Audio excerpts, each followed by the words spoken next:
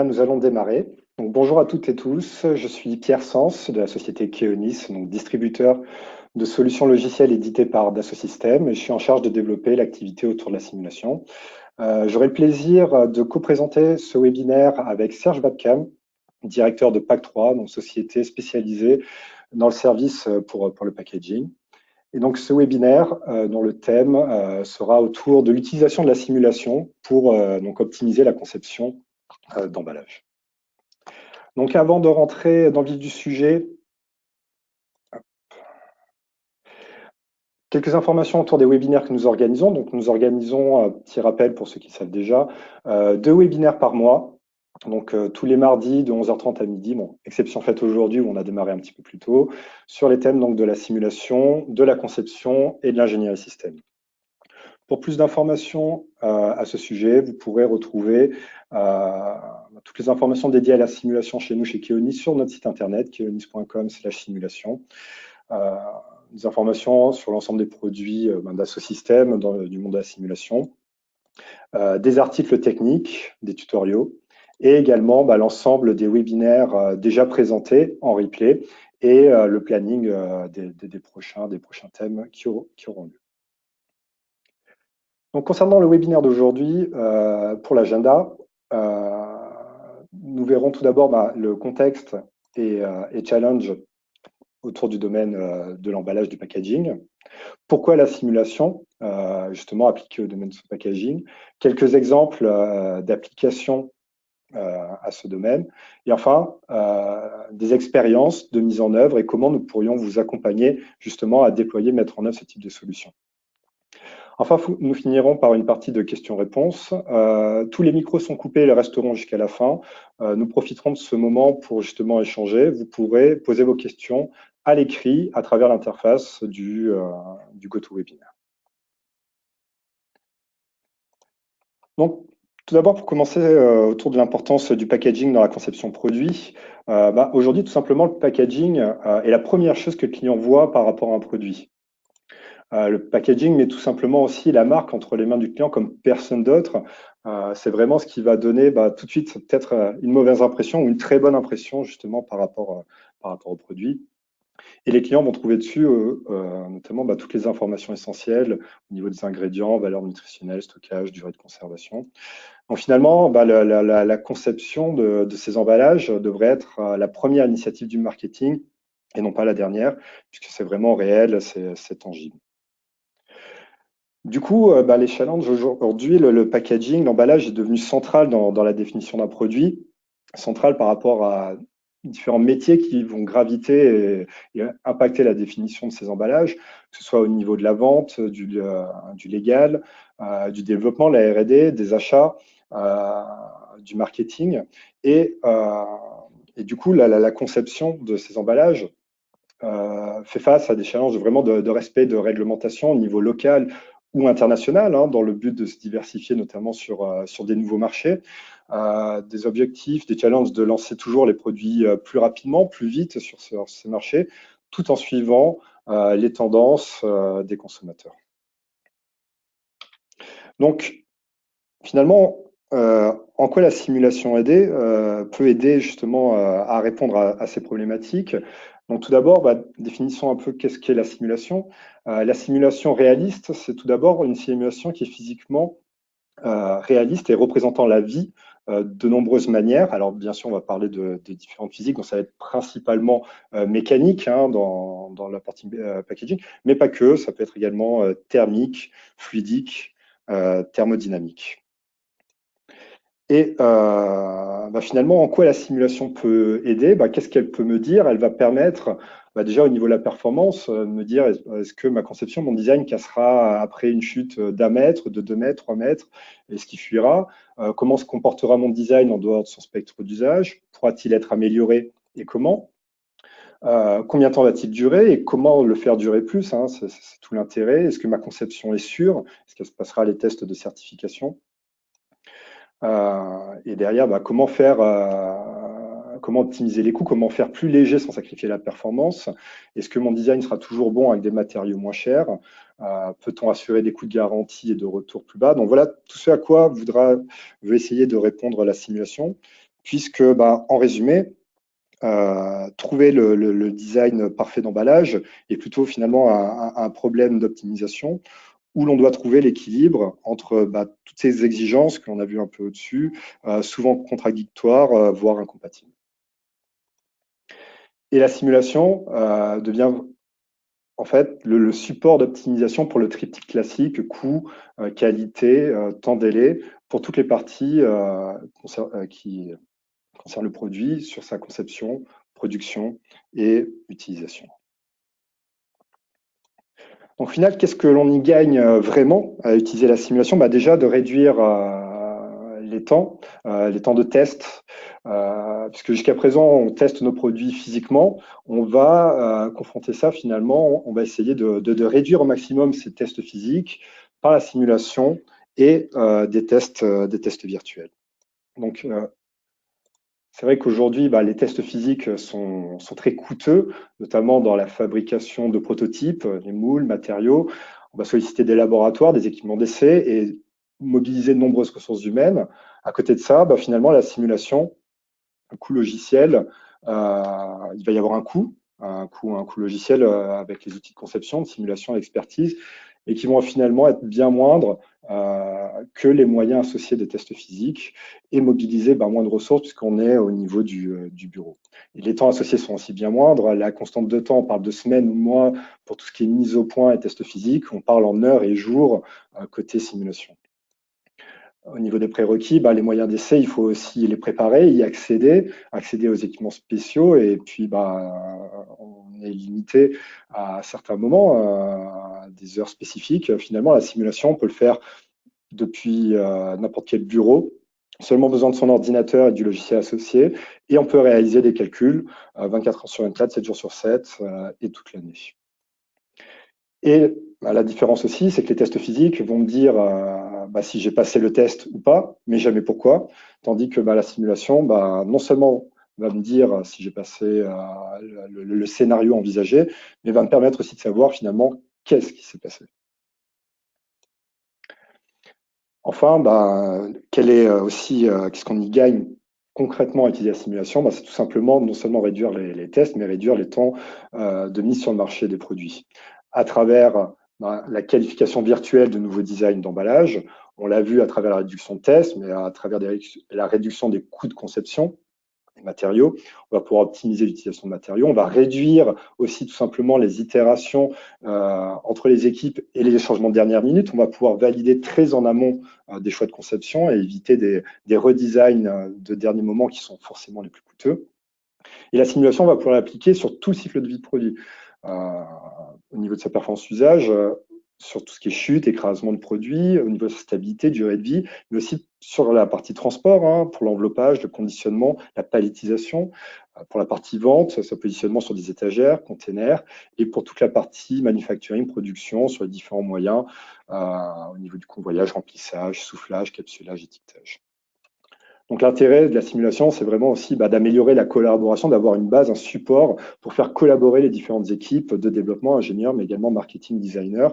Et ça va permettre aussi d'évaluer très en amont différentes alternatives de conception pour faire des choix et valider ces choix le plus tôt possible, comme on l'a dit. On va pouvoir utiliser la simulation avec ses vues pour visualiser interactivement très rapidement ce que l'on veut faire et faire des analyses prédictives. Donc ça peut paraître aussi un peu impressionnant, complexe, mais finalement aujourd'hui la simulation devient de plus en plus accessible à travers les outils, mais à travers aussi les acteurs. Et finalement la simulation devient accessible à des utilisateurs du monde du packaging, mais pas forcément experts de la simulation, grâce un peu à ce triptyque éditeur, distributeur qui est Nice et expert PAC 3, chose que sur laquelle nous reviendrons en fin de webinaire. Donc, on a vu pourquoi la simulation. Donc, voyons maintenant finalement sur quelles applications nous pouvons mettre en œuvre justement la simulation dans le domaine du packaging. En fait, déjà, sur le domaine du packaging, le spectre est très large, c'est-à-dire qu'on peut couvrir que ce soit les emballages côté consommateur ou industriel, sur tous les niveaux de conception, que ce soit l'emballage rigide, flexible, du carton, de container, les points de vente, les palettes, les emballages industriels. Donc, on va pouvoir vraiment travailler sur les emballages, soit primaires, secondaires, tertiaires, et tous les segments de l'emballage, que ce soit vraiment l'alimentaire, produits de beauté d'hygiène, produits ménagers et conditionnement. On va justement parcourir quelques exemples concrètement. Hein, donc là, des exemples de chute, de drop test. On va voir comment notre produit va tomber et réagir, et ce qui va se déformer, comme on disait un peu tout à l'heure, sur une chute d'1 mètre, 2 mètres, 3 mètres. À la droite, les ondulations, pliage de carton, comment il se comporte justement suivant certaines charges, à partir de quelle charge il va se déformer de manière non souhaitée. Capsulage et torsion. Alors, on voit un tout petit peu justement le capsulage sur le haut, si vous voyez, un tout petit peu les bouchons se visser et torsion du produit. Le transport, les tests en vibration sur des packs de bouteilles pour voir finalement la stabilité des produits. D'autres exemples au niveau de la conception de produits, la préparation et le remplissage, le soufflage, le thermoformage aussi de contenants, par exemple de yaourt que l'on va réaliser, le convoyage pour vérifier là encore l'équilibre et la stabilité de nos lignes de production. Et enfin, d'autres exemples, toujours un peu, pourquoi pas sur le transport, la manutention, la tenue de charge quand on va prendre à la main, l'enveloppage, la stabilité, et aussi sur la gauche l'étiquetage, finalement comment se comporte notre produit une fois qu'on a mis l'étiquette, est-ce que il va se comporter de la même façon avec les mêmes niveaux de charge. Donc voilà quelques exemples finalement globaux, génériques de mise en application. L'intérêt, c'est aussi de voir concrètement des réalisations applicatives. Et là, pour cela, je vais laisser la main à Serge Badcam, donc de PAC3, qui va présenter des expériences de mise en œuvre de la simulation dans le monde du packaging. Serge, c'est à vous. Eh bien, parfait. Et bonjour à tous, je suis Serge Badcam, le fondateur et gérant de la société PAC 3.0. Et donc, je vais vous présenter un exemple d'application concrète qui nous a été soumis par un industriel de l'alimentaire avec un brief qui est assez simple que je pense que plusieurs acteurs du monde du packaging parmi vous comprendront assez facilement. Donc, il s'agit ici d'une bouteille donc d'huile alimentaire en PET, donc une bouteille d'1 litre qui a un poids de 22 grammes, une bouteille qui est sur le marché. Et l'industriel nous a littéralement posé la question, est-ce qu'on peut alléger cette bouteille? Si oui, combien? Voilà, donc le brief s'arrête là. Il est vraiment très simple. Donc, ce que je vais vous raconter a duré à peu près 1 mois dans la démarche. Donc, tout a été piloté par l'utilisation des outils de simulation. Donc, avec une première étape qui a consisté effectivement à modéliser du coup l'existant, donc la bouteille actuelle, donc en s'appuyant sur donc un ensemble d'expertise qui passe à la fois par des essais physiques, et on va en parler un petit peu plus tard dans le type d'accompagnement, des essais physiques pour alimenter donc le modèle, pour construire le modèle le numérique, et puis également pour le valider. Donc, dans cette première phase-là, donc on a pu donc aller beaucoup plus loin. Donc, c'est un peu ce que disait Pierre tout à l'heure sur le fait de dire que l'essai physique va nous dire finalement quoi. Il va donner une réponse sur des performances. Donc, on est capable de répliquer ça par simulation et d'aller plus loin et d'expliquer pourquoi. Et en particulier, dans ce projet, on a pu expliquer donc à notre client pourquoi donc la bouteille en l'état, on ne pouvait pas l'alléger, tout simplement parce qu'on était déjà en limite de performance, donc on avait un certain nombre de critères, hein, les questions de top load bouteille vide, top load bouteille pleine, de vacuum à l'intérieur donc de la bouteille, et cette bouteille ne pouvait pas l'alléger, notamment donc en raison d'un point faible dans l'appréhension. Donc, on lui a répondu, voilà, donc c'était la première partie de l'étude. On lui a répondu de manière très rationnelle. Cette bouteille, on ne peut pas l'alléger en l'état, en expliquant du coup pourquoi. Et, donc, c'était la première phase. Et donc, on a engagé avec lui une deuxième phase. On s'est dit, et si on améliorait donc le design? Donc, on a travaillé. Donc là, on passe dans le domaine, comme disait Pierre, de l'optimisation. Donc, on a travaillé un certain nombre d'options. Tout ont été conçus par simulation et testés par simulation. Il y a eu 6 versions qui ont été étudiées, dont la version 5 que vous voyez donc à l'écran. Donc on est toujours sur une bouteille de PET d'1 litre dont on a retravaillé donc le design. On voit notamment dans la fameuse préhension qui était le point faible qu'on a retravaillé. On a retravaillé la structure dans des cannelures, travail assez donc du coup technique.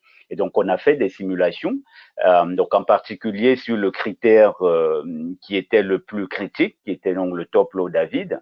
Donc on a fait des simulations, voilà, qui ont montré que si on passait à la version 5, la bouteille à 22 grammes, on pouvait améliorer sa performance de 40%. Donc, on augmentait son top load. On passait de 31 décanewtons à 44 donc, décanewtons, donc à même poids. Et donc, sur cette version 5, donc, on pouvait engager donc, un processus d'allègement en préservant bien sûr dans les performances, donc allègement potentiel de 2 grammes. Donc, on a pu investiguer donc 2 grammes. On était encore supérieur en fait donc aux besoins. Et on est même allé chercher donc un allègement, je dirais donc là de 4 grammes. Donc à 4 grammes, alors, on était un petit peu limite en performance. Et donc pour que ça fonctionne, donc il fallait aller, je dirais assez loin dans la maîtrise de la distribution donc des épaisseurs et en particulier donc de travailler sur voilà si on fait une problématique que certains parmi vous connaîtront peut-être, qui est le choix de la préforme pour souffler cette bouteille. Donc on a travaillé également sur les simulations donc de soufflage pour dire voilà quel est le type de préforme qu'on peut mettre en œuvre pour délivrer donc une répartition matière qui permettait d'aller chercher donc les 4 grammes d'allègement tout en obtenant les performances du coup technique. Voilà, donc au final, donc on a dit à notre client, voilà, si vous suivez donc les recommandations qui ont été toutes pilotées, il n'y a eu aucun essai physique dans cette démarche, vous pouvez atteindre donc les performances. Donc il a suivi nos recommandations, il a produit la bouteille que vous allez voir donc à l'écran. Pierre, et il a fait les essais physiques, donc de son côté, les essais physiques ont été faits, et donc il a pu obtenir donc les résultats donc qui avaient été anticipés par la simulation. Donc vous voyez là où la simulation donc annonçait 33 décanewtons, donc il a en fait obtenu 30 donc décanewtons. Donc c'est un modèle qui est finalement extrêmement donc du coup prédictif. Voilà, par rapport à ça. Voilà, donc pour finir, c'est une étude qui a duré, comme je disais, donc du coup 1 mois. Donc en fait, en 1 mois, on a pu élaborer en fait un nouveau modèle donc numérique. On va voir après quelques points donc de prérequis par rapport à ça, et on a pu aller chercher, je dirais, jusqu'à 4 grammes d'allègement. Et en fait, quand on dit 4 grammes pour le grand public, quelquefois ça ne parle pas toujours, mais voilà, quand on est sur une base de production de 100 millions de cols, alors on est sur 400 tonnes d'économie du coup par an. Donc le point clé, et ça Pierre l'a dit, donc un petit peu par rapport à ça, je pense que derrière cette illustration, ce qu'il faut retenir, c'est surtout la méthode en fait. Et je peux vraiment vous assurer que vous pouvez prendre, je dirais, quel que soit l'emballage autour de vous. Alors, je ne vous promets pas qu'on pourra toujours faire des allègements de 4 grammes. Par contre, ce que je peux totalement vous promettre, c'est qu'on pourra appliquer la même démarche en s'appuyant sur des outils validés, des outils robustes. En appliquant la même démarche, on pourra aller chercher de l'allègement. Voilà, c'est vraiment ça. Et pour terminer, qui était un bel exemple pour nous, voilà, c'est ce que Pierre montrait. Donc, grâce à cette contribution, PAC 3 a été désigné entreprise de l'année. Un prix qui nous a fait plaisir, parce qu'il est décerné par 400 chefs d'entreprise qui ont, je pense, perçu donc la valeur ajoutée de cette démarche d'utilisation de la simulation dans le domaine du packaging. Voilà, donc pour terminer, donc en thème, donc du coup finalement, donc ce que Pierre vous a montré, c'est des capacités dans le logiciel, donc assez puissantes parce qu'on couvre un spectre assez large. Donc en plus de ces outils, on vous propose donc capacité d'accompagnement en fait donc sur 2 piliers. Donc le premier pilier, donc c'est la prise en main et la mise au point de modèles donc numériques, donc prise en main puis la notion de formation sur les logiciels. Donc on a un portfolio donc là de logiciels et donc l'équipe donc là de Keonis, il y a une équipe qui est je dirais parfaitement donc adapté pour vous accompagner dans les notions de formation.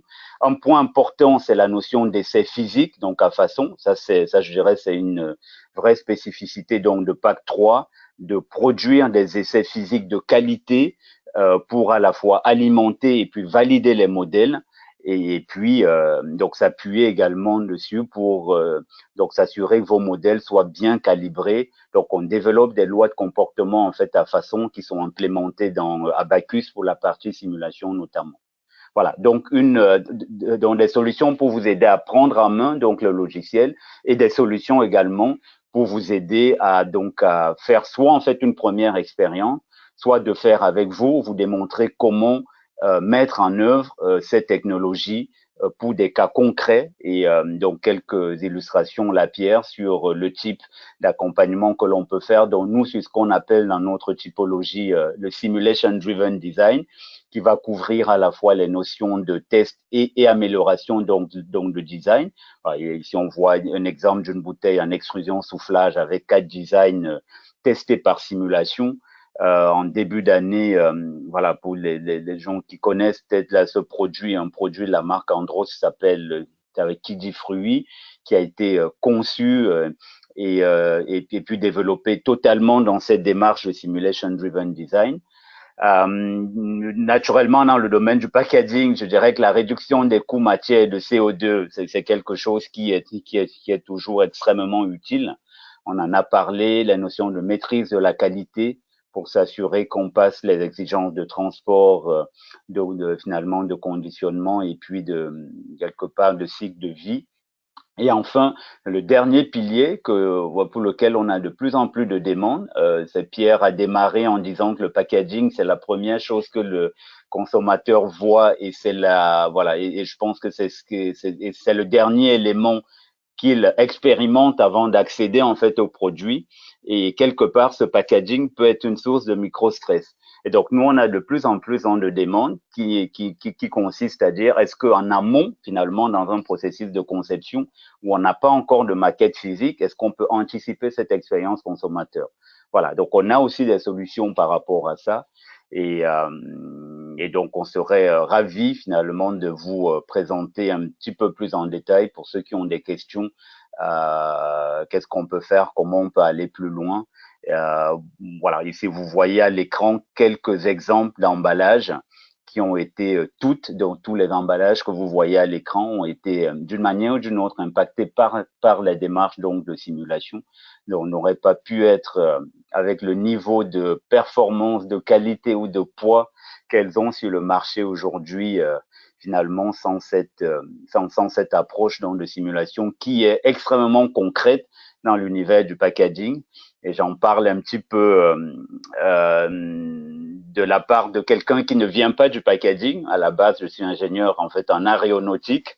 Donc voilà, on utilise exactement les mêmes logiciels que dans l'aéronautique, c'est les mêmes démarches finalement d'utilisation d'outils extrêmement sophistiqués, donc extrêmement puissants, et que nous, en tout cas chez Pac3, on a choisi de dédier complètement l'univers du packaging. Pierre? Merci Serge, merci pour cette présentation. Donc, nous arrivons à la fin de ce webinaire donc sur l'utilisation finalement de la simulation au monde du packaging.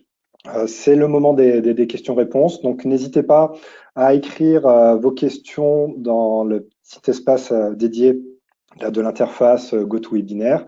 Nous y répondrons. Pour vous laisser un peu de temps pour écrire, j'en profite pour continuer à faire la promotion des webinaires que nous organisons. Donc, le prochain aura lieu donc, le 19 novembre à 11h30 cette fois-ci, sur donc, la conception générative et la simulation du processus de fabrication additive. Donc, voilà pour le prochain webinaire. N'hésitez pas à vous poser vos questions. Le moment est venu.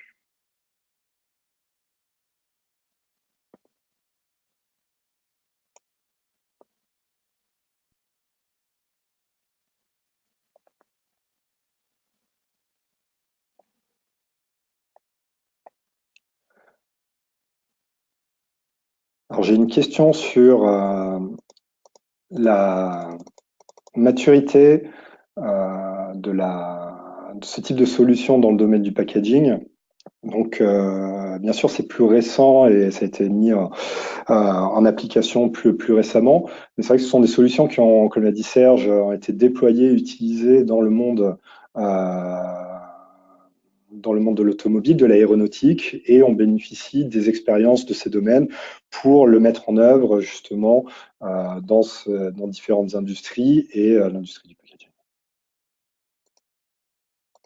Alors peut-être pour compléter dessus, là je pense un des moyens finalement assez simple de comment dire un peu de démontrer la maturité, ben, c'est de passer par des cas concrets. Nous aujourd'hui, en tout cas chez PAC 3, on a aujourd'hui en fait donc un catalogue on dit, ou une base de données donc de matériaux que l'on connaît bien. Une des difficultés dans le packaging, c'est que finalement on est sur des matières, notamment sur des matières plastiques, qui sont des matières qui sont souvent transformées plusieurs fois. Et quand on parle d'une bouteille soufflée, à la base, on parle d'une résine qui sont des granulés plastiques que l'on injecte, où l'on va être dans un état amorphe, donc au départ. Après, on va la souffler, donc on va bien tirer, on va générer de la cristallisation, donc on va transformer les propriétés de la matière. Donc, il est évident que dans une simulation réaliste, il faut prendre en compte finalement cette multiphysique, cette évolution des propriétés. Donc, une des difficultés souvent que l'on peut rencontrer, on va dire, c'est la qualité des datas que l'on va avoir dans les modèles. Et voilà, et ça fait partie des éléments qui permettent donc de donner de la fiabilité quand on est sur des data énormément propres. Et quelque part, Pierre, je parle sous votre contrôle dans l'aéronautique, ils ont fait la même démarche. Hein, on a besoin Tout à fait. aussi, on va dire, de qualité, donc finalement, donc, de données par rapport en fait aux structures. En tout cas, dans l'univers du packaging, on sait générer des data de qualité. Et puis finalement, voilà. Donc on a aussi dans la démarche, hein, on a plusieurs points de passage pour s'assurer qu'un modèle est fiable. On a plusieurs processus de validation. Nous, quand on doit faire de l'optimisation, généralement, on ne fait pas d'optimisation sans s'assurer en fait au préalable que le modèle il est validé sur des cas physiques dont on connaît le comportement, dont on a démontré que les modèles sont finalement assez fiables. Deux autres questions. Donc une première un peu plus logistique, c'est sur la capacité à mettre à disposition la présentation. Alors cette présentation, nous ne pourrons pas la transmettre directement, mais le webinaire a été enregistré et donc sera disponible dès ces prochains jours sur notre site internet que j'ai présenté en introduction. Donc vous pourrez revoir la présentation. Nous avons sinon aussi quelques flyers que nous sommes capables de distribuer. Nous pourrons vous les envoyer par la suite. Ensuite, autre question, cela demande une modélisation surfacique ou cela peut correspondre aussi à du volumique sur SolidWorks. Je ne suis pas le plus expert pour répondre, mais je pense que les deux s'appliquent. On a des deux, il me semble qu'on a des deux. Je pense que ça va dépendre voilà, généralement dans le flaconnage ou dans ce qu'on appelle la pièce mince, on va plutôt être dans le surfacique. Mhm. Euh, voilà, et puis dans la pièce épaisse, dans la pièce injectée notamment, on va être plutôt dans le volumique et voilà, avec des utilisations possibles, on va dire sous différents logiciels. Donc nous on utilise notamment Simulia, enfin les outils Simulia, donc Abacus notamment, qui a des capacités de non linéaire. En fait, j'entrerais plus la question par le besoin aussi par rapport à finalement au type d'analyse dans le catalogue quelque part de cas qu'a montré Pierre dans la présentation. Autre question, les simulations peuvent-elles permettre une réduction de poids et garantir une conservation d'une homologation UN? Alors ça, je pense que l'illustration de la bouteille de PET, l'huile alimentaire, a démontré ça, oui, bien sûr. Et donc par rapport aux normes, alors nous aujourd'hui, on propose de plus en plus on va dire des tests qui répondent à des normes. Alors on n'est pas comme dans l'aéronautique, ce sont pas des normes réglementaires au sens, dit ça, voilà, où on ne peut pas mettre sur le marché, mais c'est plutôt des standards de la profession. Je pense à des standards de type ISTA, Amazon,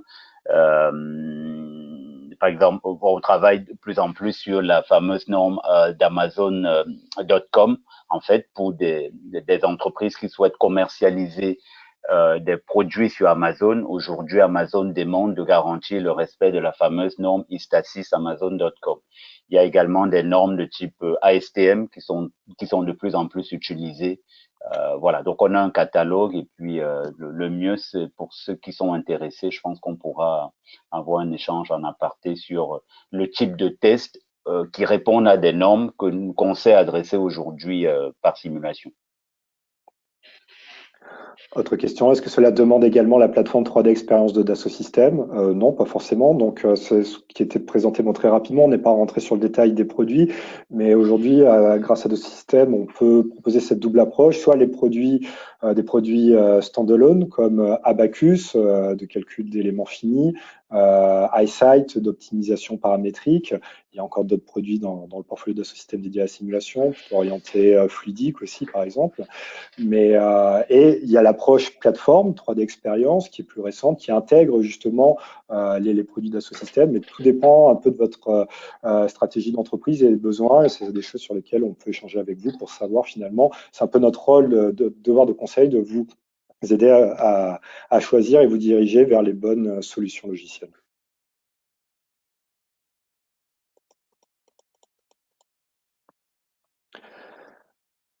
Voilà, nous sommes arrivés au bout des questions, il n'y en a pas d'autres. Nous sommes arrivés aussi au bout du temps prévu.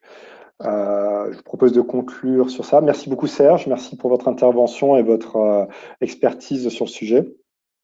Merci à vous. Et merci à toutes et tous pour votre participation. C'est une très bonne journée et j'espère vous voir à bientôt sur prochain webinaire ou pour vous rencontrer directement et parler avec vous, donc simulation dans le domaine du packaging. Bonne journée, au revoir.